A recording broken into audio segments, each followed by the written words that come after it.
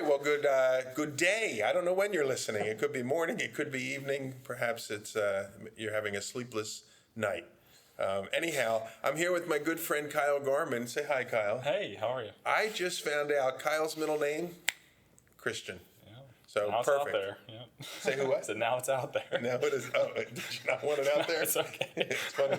But you know how some people say, like, oh, yeah, like, baseball is my middle name or something like that. Well, his middle name is Christian, and it's appropriate for where we are today.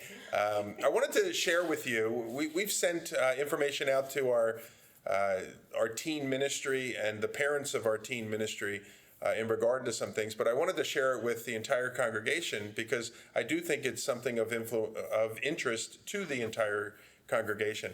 We're real excited to announce that Kyle Christian Garman will be leading our senior high ministry essentially effective July 1st. He'll be moving into that position, and Kyle has been serving with our senior high ministry for a number of years and off and on while he was in college as well, so multiple years, and now we'll be taking leadership of it. Our ministry had been under the leadership, a senior high ministry had been under the leadership of Kevin Tallickson, and we'll be making some announcements about Kevin in the coming weeks and how he's moving to the college age ministry and the early young adult age ministry. But today we're spending some time just talking with Kyle, and I wanted to give you an opportunity to hear from Kyle, learn Kyle's heart, so that you know how to be effectively praying, and hopefully you're enthused and encouraged at the conclusion of our time together. How's that sound, Kyle? That sounds great. Fantastic. So, Kyle, I understand that being your middle name is Christian, that you're a wonderful person. Of course. Okay, very good. Kyle, tell the crowd here just a little bit, some of your background. I know you grew up in the church, and so tell us just a little bit about that. Yeah, so I grew up in the church. Started going to Calvary when I was 7, I believe. So I've been here for a long time. I'm familiar with a lot of families who attend here. But yeah, so for me, being in this kind of community in this environment has been familiar to me for a long time. And I always knew about God, but it wasn't until I was kind of in that youth group age range, late middle school, early high school, that I really started to take ownership of my faith, and started to actually know God personally rather than just knowing about Him. And so I really took ownership of my faith during those high school years. And then throughout college, I was away for a little bit, so you guys might have been unfamiliar with me when I came back. But yeah, so now I'm back. And you went off to college at Slippery Rock. Slippery Rock University. Which I think somebody used as a slur, right? Dr. Phil. Yeah. Dr. Phil. Dr. Phil himself. Made fun of Slippery Rock University, but he didn't know it was your Slippery Rock. He claims he just pulled a name out of a hat and didn't know what it was, but our school knew better. So. Yeah, I'm sure. What did you study at Slippery Rock? I studied exercise science. Perfect. And so exercise science, youth ministry leader, they go together. I guess not. You wouldn't think so. But yeah, I think they do. I think, we were reading in 1 Timothy at Kevin's small group last night. Physical training of the body is of some value, but training for godliness is of even greater value. And so I think of being a good steward of our bodies, the importance of that in having a long life of ministry and hopefully, pursuing that. But even more so, the condition of our souls and how we're walking with the Lord, I think that is even of greater importance. So in training up the youth, something I'm passionate about, those years were so critical for me. So I think being able to now be on the other side in the leadership role and pouring into them is something that I'm really excited about, I'm enthused about. And training them up and training them in godliness is critical. So, I like how you say how important those years were for you, and that's likely part of the reason why God has really stirred your heart to pour into that age as well. And I know just from knowing you that you learned a lot about ministry while you were in college. Yeah. Can you address that a little bit? Yeah. So right before I even got to school, I had made the decision that I wanted to take my time at school at college really seriously, and I wanted to really, start serving and practicing my faith, not just keeping it, in for myself. And that's something, that was like a trap I fell into, I think, a little bit in high school. Yeah, I went to a big high school, Pennsbury, and it was kind of overwhelming for me at times. This is the secular culture that I was in, and it was hard for me to really be outspoken about my faith. So I made a decision I wanted to do that before I even got to college, I wanted my college years to be about that. So literally the first weekend that I got on campus, I started looking around for different ministries I could get involved in, and I found Crew.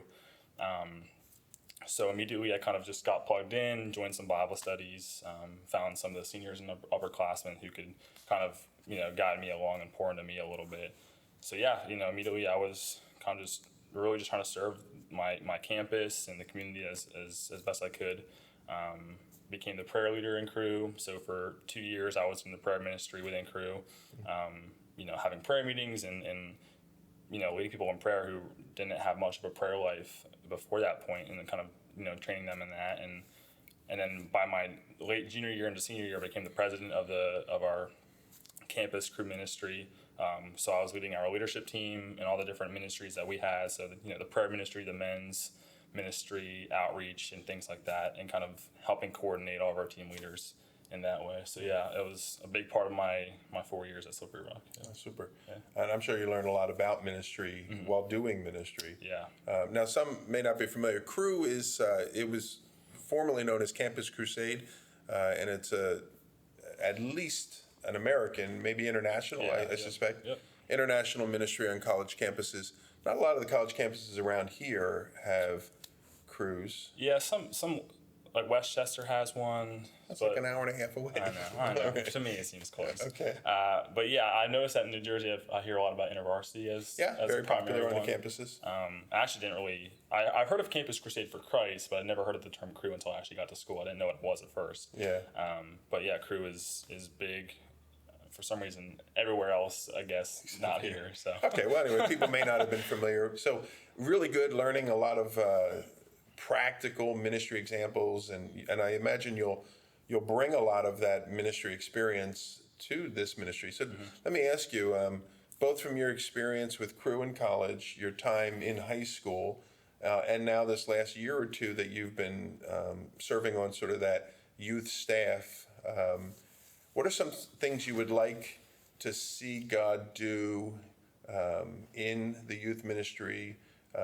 Some directions you want to take the ministry. What's God been laying on your heart? Yeah, I think one of the big things that I noticed when I was at school was that, increasingly I'm seeing this consumer Christian culture where people are going and they're hearing, but they're not really applying and they're not living it out. And so you'll see, at least, the church I went to at school was primarily college-age students. And they would come on Sundays, but they weren't active in the church any other day of the week. They only came on Sundays, and that was it. They didn't really, serve any ministries. And so that kind of stirred a lot of thoughts in applying ministry. And so what I want to see in the youth here is becoming active participants in the church here, leading their own events, things like that, but also learning how to do things even in the community, serving the community in ways, and taking the gospel out, and things like that. So yeah, not just kind of being bottled up in hearing, but also being doers of the word and going out. So yeah, well, I know that we've talked, and one of the things that I think is so important in youth ministry, and it impresses me with your approach toward ministry, is a lot of times churches will look at kids and think someday when these guys grow up, and yet studies show that particularly in America, the majority of people that come to faith do so when they're children, teenagers and things like that. And so what I've always appreciated about the ministry we have here at Calvary, and I see it in you as well, is not this idea of looking at kids as if someday they're going to be Christians and servants and so on, but they're Christians now, and they're learning about their faith now, and they're sharing their faith now and using their faith now. And I think that's really healthy. Mm-hmm. Yeah, I remember my sophomore year of school, when I came back here for the summer, Kevin asked me to share with the senior high my college experience, and I was like, the main point I wanted to get across to them is you don't have to wait until you're in college. You don't have to wait until you're where I am or where Kevin is or someone else is. Like, you can start doing these things now, and you can go to school tomorrow and start living out these things and start talking about these things. Cool. With your classmates. So yeah, that's great. And like we say on Sunday morning and Wednesday night, and any time that we gather small groups, it's the the purpose of that gathering time is to equip the saints to go do the work of the ministry. And whereas youth group is fun, there's fun activities and games, and it's, a place where kids can come and let steam off from the week and stuff. There's also a training up that goes on there. Yeah, definitely. I think sometimes, even when I was going to youth group as a student, I fell into the trap of going for the games and going for the fun.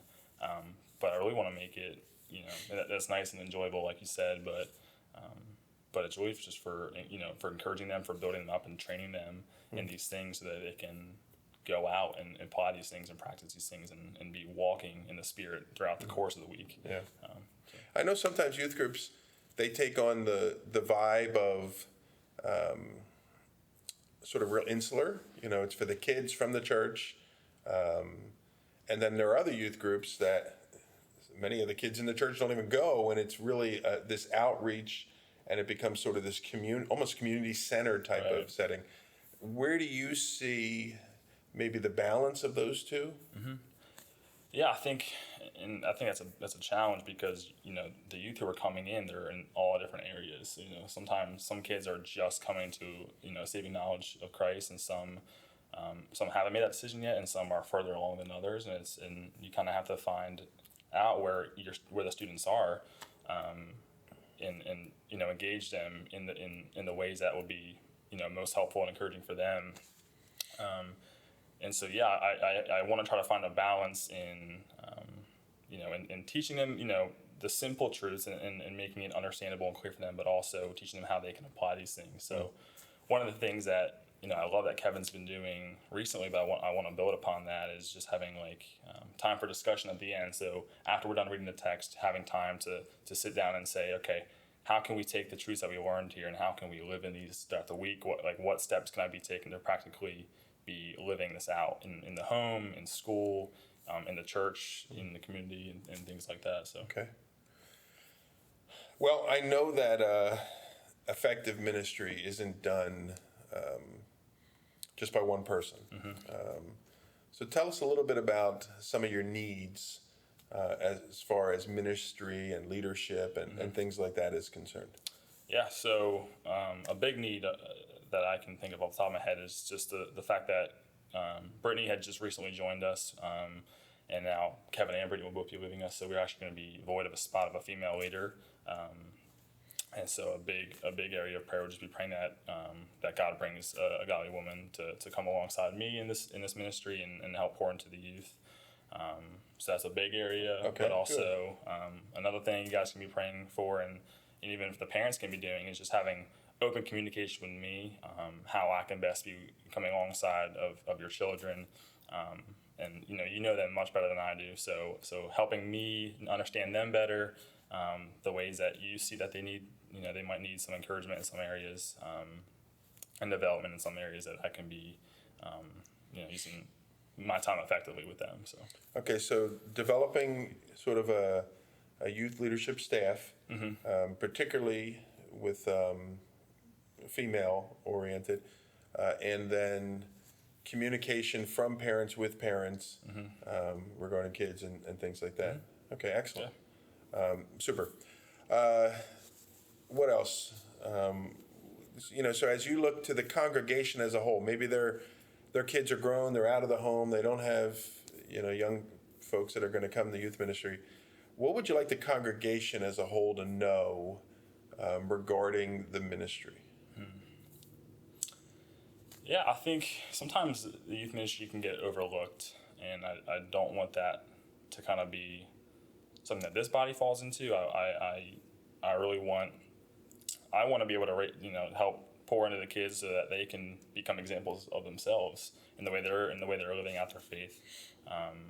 And so I guess something that for the congregation is to see them as people that you can be pouring into as well. And not looking down upon them as, that's someone else's job, someone else can be pouring into them, but for all of us to be living in a way that we're modeling what it is to walk with Jesus, on a daily basis, so they can see that and they can learn from that. Yeah. I remember years ago when I first started serving in ministry, I was serving in a youth group, and we did this thing much like child sponsorship. And people are familiar with child sponsorship. You get a picture of a kid from another part of the world, and and so on. Well, we did this thing with prayer sponsorship. And so, back then we took a picture of every kid and printed it out and put on a little prayer card that had, the kid's vitals, Right. 10th grader, this school and stuff. And then we had volunteers from the congregation, again, not parents necessarily of kids, but just volunteers. And they would take that photo of a kid, they put up on their fridge or whatever, and they would commit to be praying for that kid. Now, I don't know if we're going to do that type of a thing. I'm not suggesting it necessarily you can, but I think what the most important thing that came from it was the way that the congregation began to pray for the kids. Yeah. And so often as we study revival and things like that, so often we see revival oftentimes begins with the young people. Maybe not high school age, maybe it's early college age or early adult working year age, but it so often begins with that next generation who catches a sense of who Christ is and lives that out, and then that stirs up those that have been walking with the Lord for many years, and it reinvigorates them, and so on and so forth. And that would certainly be a hope and a desire of mine. Yeah. I would love to see that happen. Definitely. And take place here. That'd be really cool.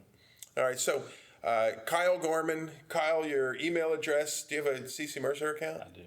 What is it? I think it's Kyle@ccmercer.com. Wow, Kyle, Kyle, at ccmercer.com. So, look, if you have any ideas, thoughts, maybe you're a person who wants to begin to help out with the senior high and you'd like to reach out to Kyle, send him an email. You see him all the time. He's in church and things like that. You can connect with him when we're gathered here. But just in the meantime, take this information, and if you would please be praying. Pray for Kyle, pray for his leadership, pray for the team that he's going to raise up, pray for the young people that are in our church, that they would catch a vision of what it means to know the Lord for themselves. Pray for our community. Obviously, even in the local high school, there's 1,100 kids or so that are there, and then you add in the fact that we have all of our neighboring communities with their 1,100 kids, and there's just so many kids in our community that need to hear about Jesus, that he might impact their lives before they really even get into the tricky part of living life. And so we're praying for that. And Kyle, I appreciate spending some time with you. Thank you. Yeah, it's always a pleasure. And we will talk to you soon.